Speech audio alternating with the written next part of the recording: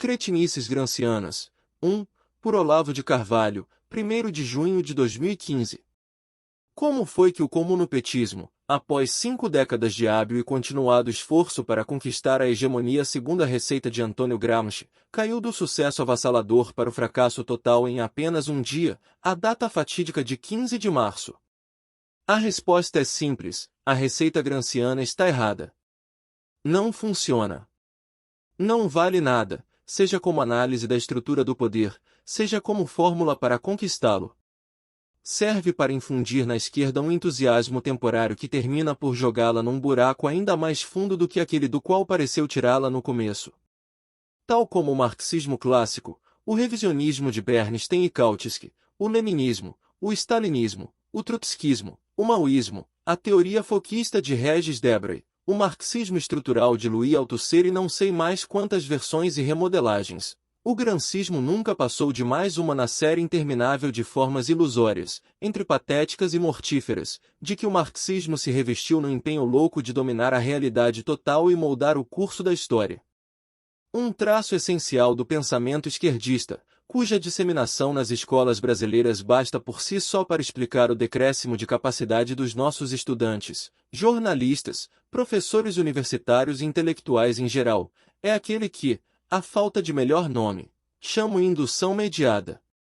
No processo normal do conhecimento científico, o acúmulo de fatos convergentes sugere uma constante, que então se consolida em hipótese descritiva e deve ser testada no confronto com possíveis fatos divergentes, antes mesmo de adquirir o estatuto de teoria. Na visão esquerdista das coisas, entre os fatos e a hipótese descritiva já se interpõe toda uma teoria prévia, carregada, sempre, de moralismo acusador, que não só obriga os fatos a ir na direção desejada, mas obstaculiza, proíbe e impossibilita de antemão o confronto com os fatos divergentes, ao ponto de que o simples fato de alegá-los se torna a prova da acusação embutida. Notem bem, eu não disse que isso acontece de vez em quando, que é um cochilo frequente entre pensadores de esquerda. Disse que é um traço essencial e infalível, presente mesmo nas criações mais altas da intelectualidade esquerdista e sem o qual ela não poderia ser esquerdista de maneira alguma. A teoria interposta tem uma infinidade de versões, mas pode-se resumir numa premissa simples e unívoca: todos os males do mundo provêm de que aqueles que estão no poder não somos nós, comunistas e afins.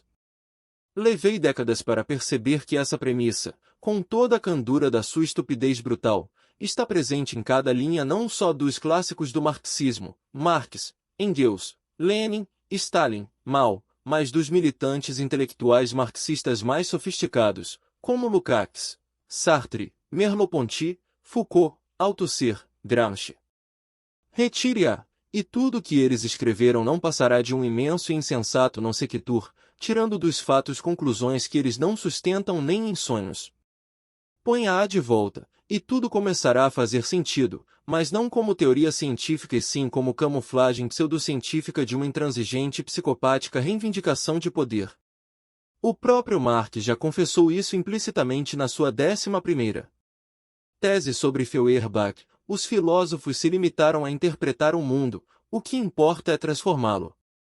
Se o filósofo pode exercer a sua atividade contemplativa longe dos altos escalões do poder e sem nenhuma intenção nem mesmo de frequentá-los, transformar o mundo requer, como primeiríssima condição, o poder de fazê-lo.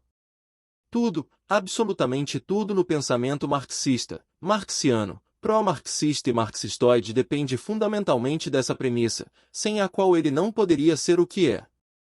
Isso quer dizer que, mesmo ao falar de assuntos que estão aparentemente a léguas de qualquer luta pelo poder, as tragédias de Ésquilo, a arquitetura das catedrais ou a música de Mozart, o intelectual marxista usa o termo lato sensu. Está sempre investigando a mesma questão ou série de questões. Quem está no poder? Como chegou lá? Como podemos tirá-lo de lá e ocupar o lugar dele? Tudo, absolutamente tudo entre o céu e a terra, é examinado sob esse prisma e somente sob ele. A variedade mesma dos assuntos que interessam aos marxistas é a prova de que essa perspectiva obsessivamente limitada e limitadora pode ser estendida a todos os objetos possíveis, já que tudo pode ser útil para a conquista do poder, da mesma maneira que tudo pode ser meio ou obstáculo para a conquista de qualquer outro objetivo humano. a felicidade, a salvação da alma, a glória de uma nação ou raça, a prosperidade geral, a paz universal, etc, etc. Tudo que existe, sob qualquer modo que seja, se torna então um instrumento de dominação, e todo o problema consiste em saber como tomá-lo dos seus detentores passados e presentes e entregá-los aos comunistas. Imaginem, por exemplo, em que se transforma, na perspectiva marxista, repito, lato sensu, o estudo da linguagem. Antônio Gramsci enfatiza que em muitas línguas o adjetivo bom vem da mesma raiz que significa rico ou, como no latim, é ele próprio um sinônimo de rico. O consensus bonorum omnium, consenso de todos os homens bons, a que Cícero apela contra o sedicioso Catilina, não é outra coisa senão a opinião dos ricos e poderosos, os membros do Senado, os optimates em oposição aos populares.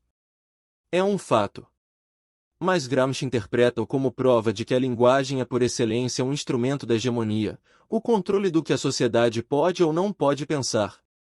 Na medida em que acredita que os ricos são os bons, ela se sentirá inibida de agir contra eles. Mas, se fosse assim, todas as palavras do idioma deveriam enaltecer as virtudes dos ricos e vituperar os vícios dos pobres. Não poderia existir, por exemplo, a palavra corruptio, que no uso romano significava eminentemente induzir ao mal por meio de propinas, um modo de agir que é próprio dos ricos e não está ao alcance dos pobres. Nem poderia existir o verbo spolio, sopoliare, que, em contraste com outras acepções do verbo roubar, como subripio, latrocinor, surrupio, etc., designa eminentemente a expoliação do fraco pelo forte, do pobre pelo rico. Se a linguagem fosse propriedade dos ricos e instrumento da sua glória, toda palavra que por si insinuasse alguma coisa contra eles deveria ser suprimida do vocabulário. Se não o é, é pela simples razão de que as palavras não são consagradas no vocabulário dominante pela classe dominante, mas pelos gramáticos e escritores, que tanto faz serem pobres ou ricos, assim como pelo uso popular repetido, que se prolonga pelos séculos e transcende quaisquer disputas momentâneas de poder. Bom ser usado como sinônimo de rico não significa que os ricos sejam sempre bons, o que seria uma crença demasiado pueril para ter qualquer eficácia retórica, mas, simplesmente, que é melhor ser rico que ser pobre, uma verdade que os pobres conhecem até mais que os ricos.